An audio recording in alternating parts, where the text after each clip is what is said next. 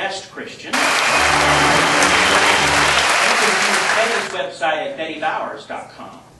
Over a decade ago, Mrs. Bowers started the nation's leading ex-gay ministry, known as Baptists Are Saving Homosexuals, BASH. Her goal was to turn hopeless homos into profitable, attention-getting marketers who would increase tithing to the church.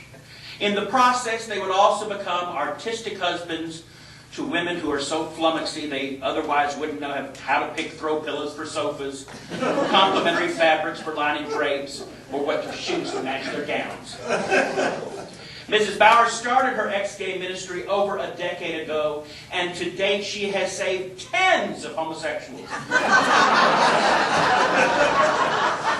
from the hobby of homosexuality. But we had an even more significant breakthrough last year. We have finally discovered what it is that turns red-blooded promise keepers into insatiable bottoms. Mrs. Bowers' ministry retained Dr. Jonathan Watkins to perform an in-depth study into the causes of homosexuality. Dr. Watkins, you may know, is the chief of staff of Landover Baptist Hospital for the Saved. Dr. Watkins is best known for earning his honorary medical degree by reciting all of the begets of the Old Testament in reverse order.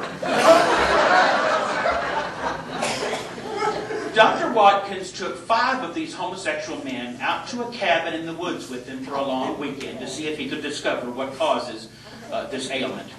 And after that long weekend, he issued his report. As it turns out, homosexual gratification occurs when rectal demons are jammed up against this thing called the prostate gland.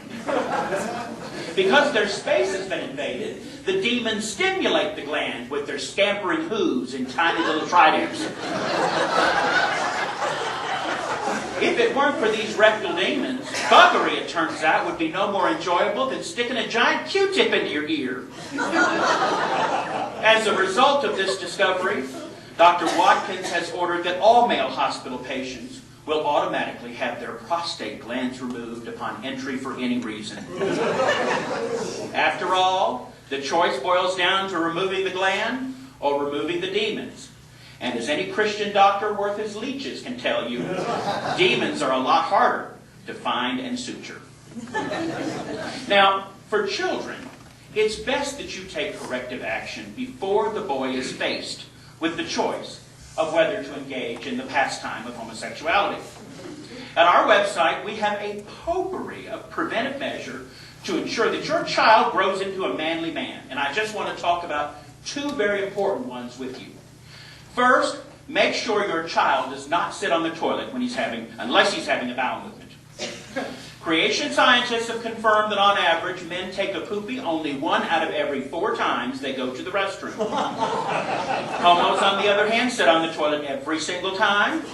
This enables them to limber the cheeks of their bottoms to facilitate entry of even the most enormous organs.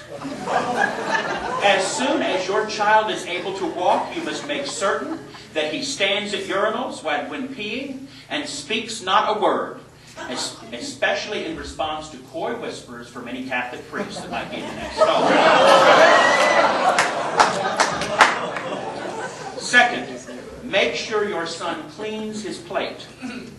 Real men don't pick their food. However, if your son keeps pestering you to serve corn on the cob, hot dogs, and smoked sausages, you need to change his diet. Try serving meals that more effectively evoke a hankering for the fragrant delights of the female genitalia.